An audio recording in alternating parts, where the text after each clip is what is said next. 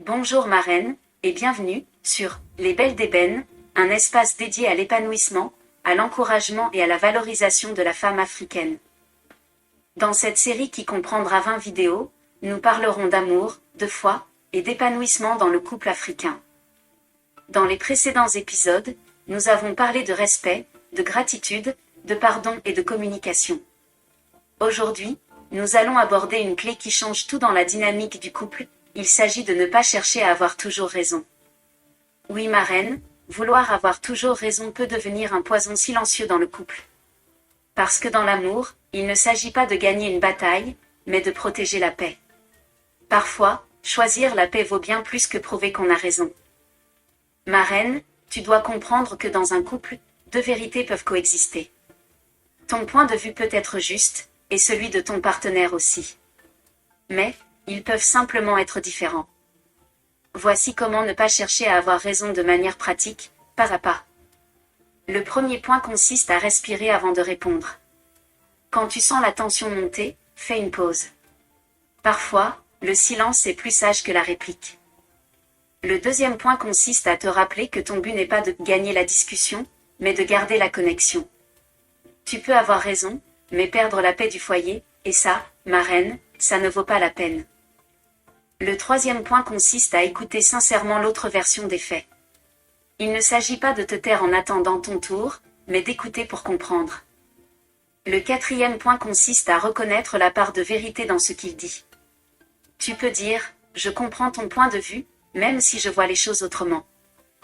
Le cinquième point consiste à apprendre à dire « Tu as raison sur ce point ». Ces mots n'enlèvent rien à ta valeur.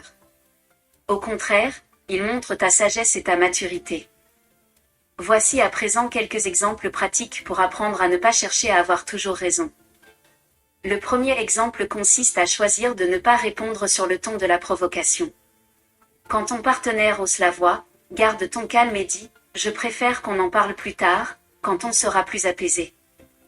Le deuxième exemple consiste à dire « Je comprends que tu vois les choses différemment, et c'est correct ».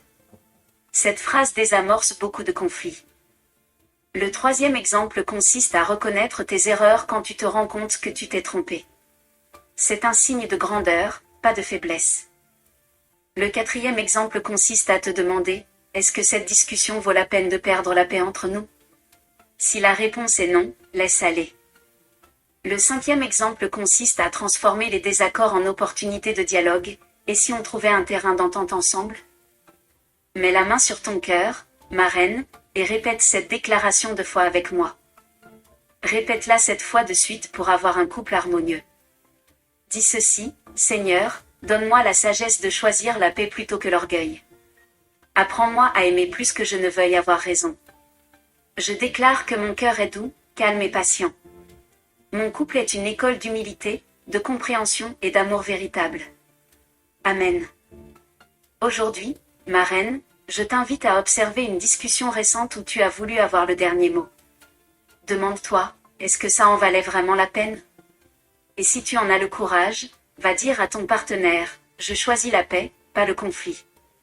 Puis viens me dire en commentaire, comment t'es-tu senti quand tu as lâché le besoin d'avoir raison? Et si cette vidéo t'a inspiré, abonne-toi dès maintenant, like la vidéo, et partage-la à une autre femme africaine qui veut grandir dans l'amour et la sagesse. Ensemble, ma sœur, nous formons une communauté de reines pacificatrices, pleine de grâce et de lumière. Dans la prochaine vidéo, ma reine, nous parlerons d'une clé très belle pour entretenir l'amour, il s'agit de valoriser son partenaire en public et en privé. Tu apprendras comment la reconnaissance et les paroles d'honneur fortifient ton couple et nourrissent ton homme. Reste connecté, et souviens-toi. Avoir raison divise parfois, mais aimer unit toujours. Que Dieu te bénisse et à très bientôt.